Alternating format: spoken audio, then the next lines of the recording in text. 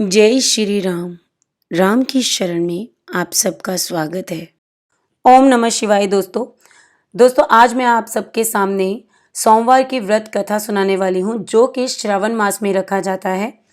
इस बार अधिक मास आने की वजह से आप 8 सोमवार के व्रत रख सकते हैं। 9 जुलाई को ये पहला व्रत रखा जाएगा। इनफैक्ट अगर आप 16 सोमवार के व्रत शुरू करना चाहते हैं तो भी आप 9 जुलाई 2023 से ये व्रत शुरू कर सकते हैं। तो चलिए बिना किसी देरी के सोमवार के व्रत की कथा आरंभ करते हैं। प्राचीन समय में एक नगर में एक बुढ़िया परिवार सहित रहती थी। उसके परिवार में एक लड़की और 2 लड़के थे। लड़के बड़े थे परंतु अभी दोनों की शादी नहीं हुई थी। लड़की भी विवाह के योग्य हो चली थी। बुढ़िया धार्मिक विचारों वाली स्त्री थी। उसके घर के पास भगवान शिव का एक मंदिर था, जिसमें एक साधु रहता था। वह बड़ी श्रद्धा से भगवान शिव की सेवा करता था। बुढ़िया भी प्रतिदिन सुबह नहा धोकर मंदिर जाया करती थी। शिवरात्रि के दिन सुबह बुढ़िया अपने बच्चों को साथ लेकर मंदिर पहुंची। सभी ने बड़ी श्रद्धा से भगवान शिव की पूजा की। घर को वापस आते समय बुढ़िया ने साधु को बच्चों को आशीर्वाद देने के लिए कहा। साधु ने लड़कों को बहुत से आशीर्वाद दिए, परंतु लड़की को उसने कोई आशीर्वाद नहीं दिया। बुढ़िया ने साधु से हैरान होकर नम्रता से पूछा, हे महात्मा, आपने लड़कों को तो आशीर्वाद दिया, परंतु मेरी इस प्यारी बच्ची को आशीर्वाद क्यों नहीं दिया? कृपा मेरी शंका का समाधान करें। साधु ने सबकी ओर स्नेह से देखा और कहा कि मैं इस लड़की को आशीर्वाद नहीं दे सकता, क्योंकि इसके भाग्य में सुहाग का सुख है ही नहीं। साधु के वचन को सुनकर सभी हैरान हो गए। सभी के चेहरों पर परेशानी की लकीरें प्रकट हो गई। बुढ़िया ने साधु से प्रार्थना की कि इसका उपाय तो होगा, कृपा करके इसका उपाय बताएं, जिससे हमारी प्यारी बेटी को सुहाग की प्राप्ति हो। हम अपनी बेटी के इस कष्ट को दूर करने के लिए कुछ भी करेंगे। अगर हमारे प्राणों की आहुति देनी पड़े तो हम वो भी देंगे। उन सब की इस प्रकार की बातें सुनकर साधु कुछ देर मौन हो गया। साधु ने कहा कि एक उपाय है, परंतु उपाय बहुत कठिन है। इसमें प्राण जाने का भी डर है। सभी ने साधु से प्रार्थना करी, कृपा उस उपाय को हम पर प्रकट करें, हम उसे अवश्य करेंगे। इन वचनों को सुनकर साधु ने कहा, यहाँ से 7 समुंदर पार एक रमणीक नगर में सोमपति नाम की एक स्त्री रहती है, जिसके 100 बेटे हैं। यह वहां जाकर अपनी सेवा से उस स्त्री को प्रसन्न करे। अगर वह स्त्री प्रसन्न हो गई तो इसको अवश्य सुहाग सुख की प्राप्ति होगी। आप लोग यहाँ से 6 समुंदर तो आसानी से पार कर सकते हो, क्योंकि इनको पार करने के लिए आपको किश्ती मिल जाएगी। परंतु 7वें समुंदर को पार करने के लिए कुछ भी नहीं मिलेगा, क्योंकि वहां पर मानव का जा पाना संभव नहीं है। अगर यह लड़की उस 7वें समुद्र को पार कर लेगी तो अवश्य ही इसको सौभाग्य की प्राप्ति होगी। साधु के कथन अनुसार वे सभी भगवान शिव के सहारे घर से निकल पड़े। 6 समुद्र तो उन्होंने भगवान की कृपा से आसानी से कश्ती में बैठकर पार कर लिए। 7वें समुद्र के तट पर पहुंचकर वे उसे पार करने के उपाय सोचते रहे और भगवान शिव की आराधना करते रहे। भगवान शंकर की कृपा से उन्हें वहां एक पेड़ दिखाई दिया।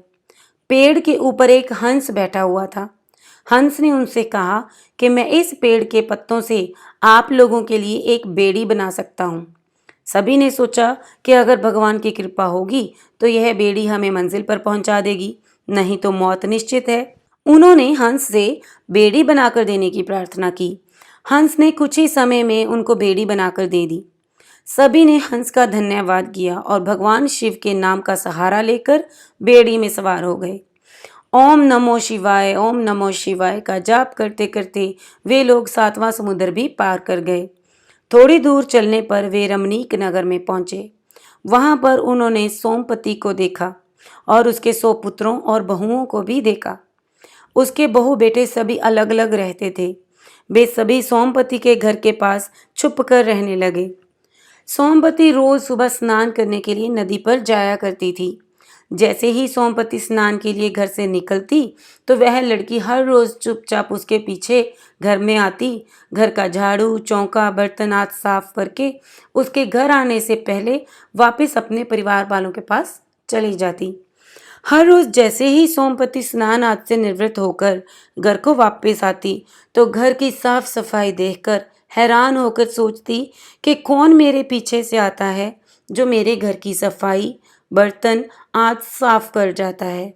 मैं उसको कैसे देखूं? ऐसे ही महीनों बीत गए। एक दिन किसी कारणवश सोमपति की नींद कुछ देर से खुली, परंतु वह लड़की अपने नियमानुसार उसके घर साफ सफाई के लिए आ पहुंची और अपना नित्य का कार्य करने लगी। सोमपति ने उस लड़की को देखकर पूछा, बेटी तुम कौन हो? यहाँ पर किस लिए आई हो? तुम्हें क्या चाहिए? सोमपति के वचनों को सुनकर लड़की उस समय उसके चरणों में गिर पड़ी। सोमपति ने नींद में ही उसको आशीर्वाद दिया, बेटी दूधवती पुत्रवती सौभाग्यवती हो। परंतु लड़की ने फिर भी उसके पांवों से सिर ना उठाया। 3 बार वही आशीर्वाद देने के पश्चात जब लड़की ने उसके पांव से सिर उठाया तो सोमवती ने देखा कि इसके भाग्य में तो सुहाग सुख है ही नहीं, परंतु मैंने इसे पुत्रवती होने का आशीर्वाद दे दिया, यह कैसे होगा? सोमपति अभी सोच ही रही थी कि लड़की की माँ एवं भाई सभी वहां पर आ गए। सभी सोमपति से प्रार्थना करने लगे, हे माँ, अब आप ही इसकी माँ हैं और आप ही इसको इसकी खुशियाँ देख सकती हैं।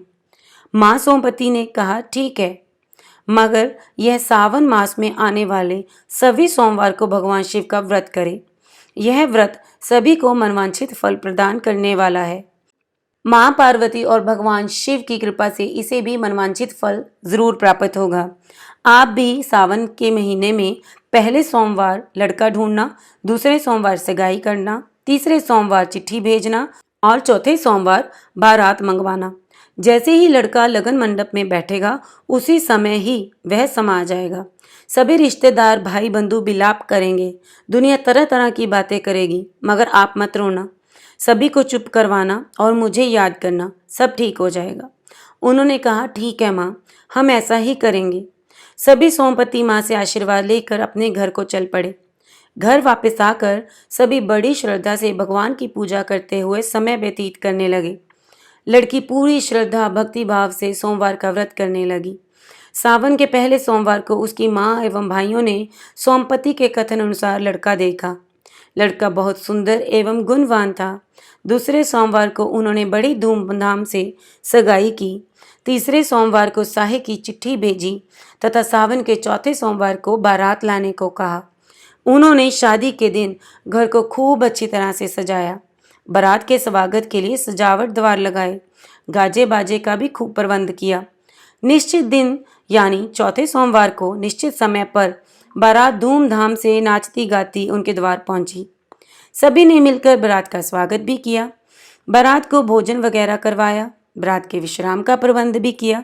जब लगन का समय आया तो लड़के को लगन मंडप में बुलाया गया। जैसे ही लड़का मंडप में आसन पर बैठा उसी में समा गया। लड़के के परिवार के सदस्य एवं बारात में शामिल सभी बाराती रोने लगे।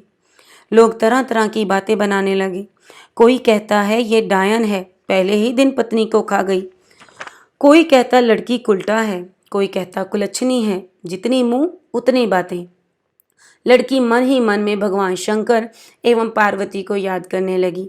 हे भोलेनाथ, मेरी इज्जत रखो, मेरे परिवार की इज्जत रखो। हे माँ पार्वती, तुम सुहाग को देने वाली हो, मेरे सुहाग को जिंदा कर दो। लड़की की माँ एवं भाई परिवार सहित माँ सोमपति को याद करने लगे।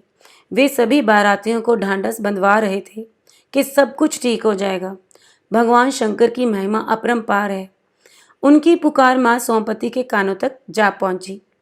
उसी समय माँ सोमपति ने अपने सभी बहु पुत्रों पर जलक छिड़क कर उन सभी को सुला दिया। उनको सुलाने के पश्चात वे अपनी पड़ोसन के पास गई और उसको कहने लगी कि कोई भी इनमें से जागे ना और ना ही इनको जगाए। अगर कोई जगाएगा या कोई जाग जाएगा तो वह मर जाएगा। इतना कहकर सोमपति वहां से चल पड़ी। सोमपति ने अपने 100 पुत्रों एवं बहुओं की आयु में से थोड़ी थोड़ी आयु जल के रूप में उस लड़की के सुहाग पर छिड़क कर उसे जीवित कर दिया। लड़के के जीवित होते ही शादी की सभी रस्में पूरी की गई। सभी बहुत प्रसन्न थे। शादी संपन्न होने के पश्चात मां सोमपति के आशीर्वाद लेकर डोली विदा की गई। उसके बाद माँ सोमपति अपने नगर को चली गई। वह लड़की प्रतिवर्ष सावन मास के सोमवार का व्रत करने लगी। व्रत के प्रभाव से उसके परिवार में किसी चीज की कमी न रही और वह खुशी खुशी अपने घर में सुख से जीवन व्यतीत करने लगी। जिस तरह भगवान शिव ने उस लड़की के सुहाग को जिंदा किया, उसी प्रकार भगवान शिव सबका भला करें और सबको मनवांछित फल प्रदान करें। यह कथा सुनने वाले का भी भला और सुनाने वाले का भी भला। तो दोस्तों, उम्मीद करती हूँ यह कथा सुनकर आपको भी आनंद की अनुभूति हुई होगी। यह कथा जितनी ही आप अपने दोस्तों के साथ, अपने मित्रों के साथ शेयर करेंगे, उतने ही पुण्य की प्राप्ति होगी। तो दोस्तों, फिर मिलते हैं एक नई कहानी के साथ। तब तक ओम नमः शिवाय।